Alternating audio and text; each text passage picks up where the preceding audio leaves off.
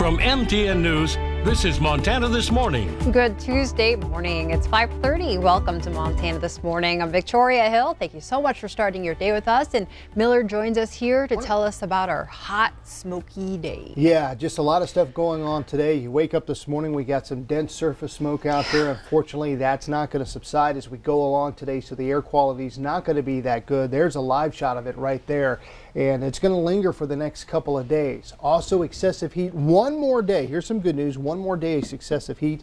We're going to still be hot tomorrow, but we're going to start to see a cool down as a cold front comes in later on tonight, early tomorrow morning. And that's also going to introduce some much needed moisture to the area. Question is, are we going to see any rain off of that? Time will tell, but starting Thursday, I'll go with a shot for some daily showers all the way through the weekend and the first part of next week. 72 right now at the airport, humidity at 20%, winds out of the southwest at about 10 miles an hour. Let's take a look at some temperatures across the board right now. We've got 63 in Harlingen, Livingston sitting at 54, Gardner down to 52, Clark at 66, Crow Agency at 63, and we've got 65 in Colstrip. Look at those highs today. A lot of triple digits across the board this afternoon. Very, very hot. If you can stay indoors, be a good idea. If you head outdoors, limit your time and be sure to keep yourself hydrated. We'll go 105 on the heat Richter scale today here in Billings. That would be a record. We're going to see our fair share of sunshine, but we're going to have a lot of smoke out there to blot out the sun. Yesterday, it looked like we had some the cloudy skies, but that was just the smoke in the air, and pretty much the case again today, although we'll see a few more clouds as we get ready for maybe some of that moisture finally coming into the area. Gosh, that is a strange combination when you have the heat and the smoke in the air, and it's not exactly sunny, but it's still really hot. And something I saw in my email yesterday, which I thought was pretty cool, showing the seriousness of today's weather conditions. The Master Lube locations are closed today to keep their workers safe. Because of the smoke. And the heat. So that's I really. can imagine. Being outdoors and stuff, it could be pretty hot. The smoke. So that's how serious it is. How about that? All right, Miller. Well, I'm going to get on to some news. Okay. Thank you. You got it. We begin with some sad news this morning. Former Wyoming U.S. Senator Mike Enzi passed away in the hospital last night following a bike accident last week. Enzi was flown to a Colorado hospital on Friday after his family says he suffered serious injuries in the accident. The Republican retired in 2020 after 24 years in the Senate. He owned and operated family shoe stores before entering politics and served 7 years as the mayor of Gillette before being elected to the state Senate, then the U.S. Senate. In an announcement through Enzi's Twitter account, the former Republican senator was surrounded by family and passed away peacefully. He was 77 years old. Continuing our coverage, the Park County, Montana jail inmate who overpowered a guard stealing his gun and a detention center minivan is still on the loose this morning. 34-year-old Jordan Lindy was at a Livingston hospital when he made his escape. He was last seen on Highway 89 northwest of Livingston earlier yesterday morning, but law enforcement believes he is no longer in the area. Lindy ditched the detention center vehicle and his jail uniform. Deputies now believe he's traveling in a stolen 2000 gold Chrysler Town & Country minivan. Any information or sightings of Lindy should be immediately reported to the Park County Sheriff's Office or 911.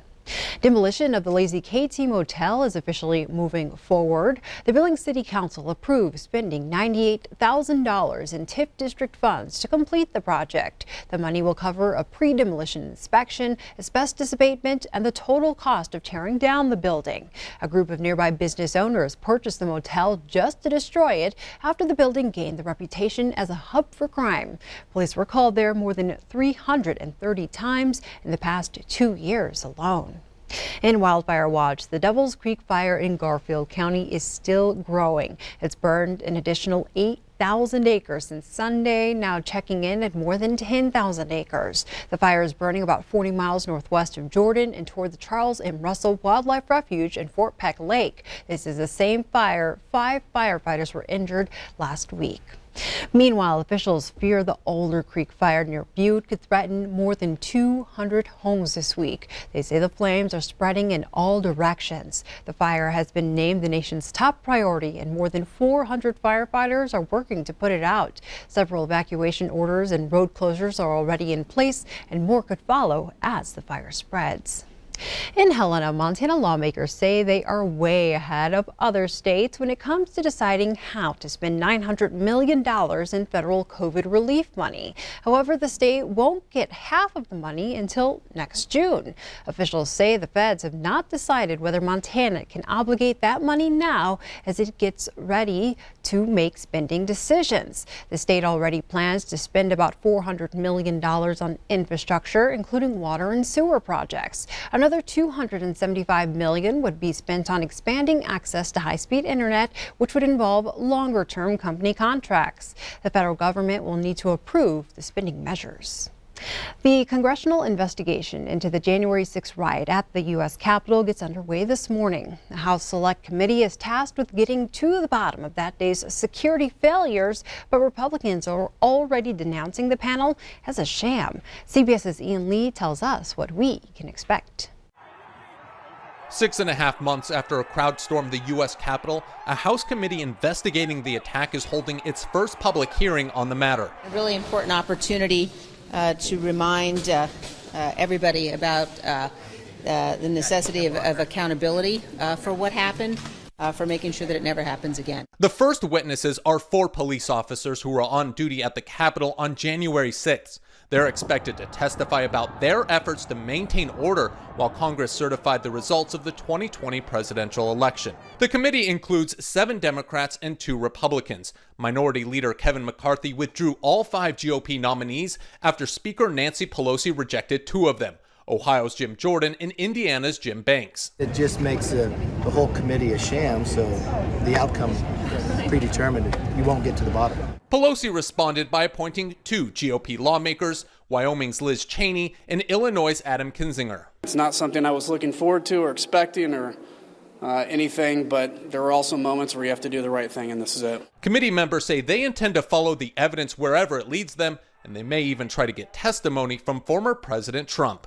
Ian Lee, CBS News. The investigation is expected to take several months to complete. Today, North and South Korea agreed to work on their relationship. The 2 countries announced an effort to restore mutual confidence and develop their relationships as soon as possible. North Korea cut off all communication channels with South Korea. At the time, the North discussed the South of passing out anti-North Korea leaflets across the border. The effort to reestablish communications started in April as leaders from both countries exchanged letters. For the first time, President Joe Biden will meet face-to-face with his Iraqi counterpart to discuss the status of U.S. forces 17 years after Operation Iraqi Freedom began. U.S. troops withdrew in 2011, only to return 3 years later to help with the fight against ISIS, which continues to pose a threat. CBS's Natalie Brand has more on the meeting. Inside the Oval Office Monday, President Biden and Prime Minister Mustafa al-Kadhimi discussed the future role of U.S. troops on the ground in Iraq. We are not going to be by the end of the year in a combat mission. In an interview with the Associated Press, the Iraqi Prime Minister said his country no longer needs U.S. combat troops to fight the Islamic State, but stressed a continued need for U.S. training, logistical support, and military intelligence. I'd like to thank the American people on behalf of all Iraqi people. Today our relation is stronger than ever. Currently, there are around 2,500 U.S. troops in Iraq supporting the fight against ISIS, with most of them already serving in an advise and assist capacity. Biden administration officials acknowledge that ISIS remains a threat. Within the last week, the terror group claimed responsibility for a bombing at a market in Baghdad that killed 30. Our counterterrorism cooperation will continue even as we shift to this new phase. Monday's announcement comes as the U.S. transitions its strategy in the Middle East, withdrawing troops from Afghanistan by the end of August, ahead of the 20th anniversary of the September 11th attacks. Natalie Brand, CBS News, the White House. The president said his administration is sending 500,000 COVID vaccine doses to Iraq in a couple of weeks. The Iraqi prime minister also plans to meet with members of Congress this week. A lawyer for pop star Britney Spears officially asked a court to remove her father from her conservatorship. Spears picked her new attorney after a minor court victory that allowed her to do so. In the petition, her attorney stated the current legal arrangement has grown increasingly toxic. Her attorney wants Spears' father to be replaced with a professional accountant to oversee her estate. Spears' father did not respond to the new court filing. A hearing to address the petition is scheduled for September 29th. Turning now to the latest on the pandemic. The push is on to get more Americans vaccinated against COVID-19 after the nation's top infectious disease expert warned the U.S. is moving in the wrong direction. Today, more government entities imposed new vaccine mandates as cases of the illness surge. CBS's Elise Preston has more. Individuals' choice not to get vaccinated is now impacting the rest of us. California says all government employees must get vaccinated or undergo weekly COVID-19 testing. New York City's 300,000 municipal workers face the same mandate. It means the NYPD, the FDNY, it means all city agencies. And the Department of Veterans Affairs becomes the first major federal agency to require its healthcare workers be vaccinated. In the tug of war between vaccines and the variants, we should continue to bet on vaccines. On Monday, more than 50 health organizations, including the American Medical Association and the American Academy of Pediatrics, called for all healthcare workers to be required to get vaccinated. Cases are surging coast to coast, driven by the Delta variant. Florida now accounts for 1 in 5 new cases nationally. Just doesn't feel like things are under control here, and I just don't know what's going to happen now that the numbers are rising. Hospitalizations have more than doubled in Louisiana over the last 10 days. And in Arkansas, I think a lot of people are scared. The owner of an Arkansas pharmacy says she's seen a dramatic increase at the number of people coming in for vaccinations over the past 2 weeks. Elise Preston, CBS News. So far, 41% of eligible Arkansas residents are fully vaccinated. The national average is 49%. The CDC estimates that more than 97% of patients who have been hospitalized with COVID-19 since January have not been vaccinated. Mask requirements are returning in cities across the country. In Missouri, the state attorney general is challenging the city of St. Louis's new mandate in court. The rule took effect Monday and requires everyone to wear a mask on public transit and at indoor public venues, regardless of their vaccination status. The mandate comes as coronavirus cases surge across the U.S. The mayor calls the lawsuit frivolous.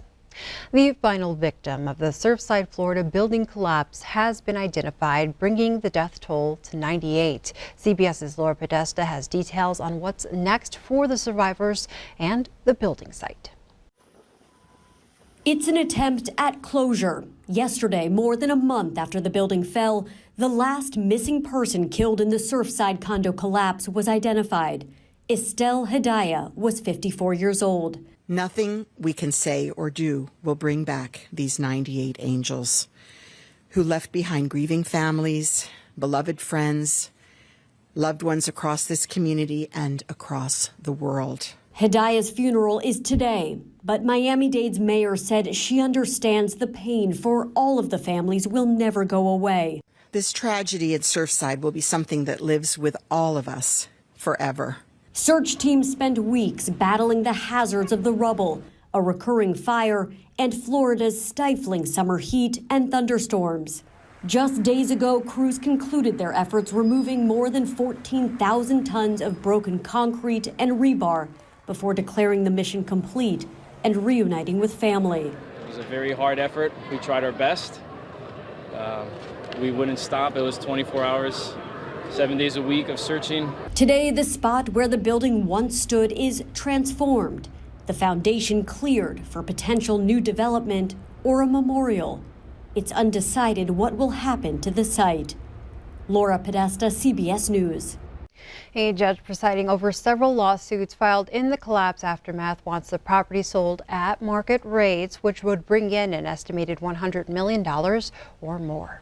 Back here in Montana, Two people from the Helena area are facing charges for stealing a plane that was later found abandoned south of Hamilton. Casey Gessner and Britney Spears were arrested for the crime when police found the plane on Highway 93. Gessner told deputies he had to make an emergency landing due to malfunctioning fuel tanks, but the plane was discovered to have been stolen from a Helena area aviation company, so Gessner was charged with felony theft. Spears, who was the passenger, faces several charges, including felony possession of dangerous drugs.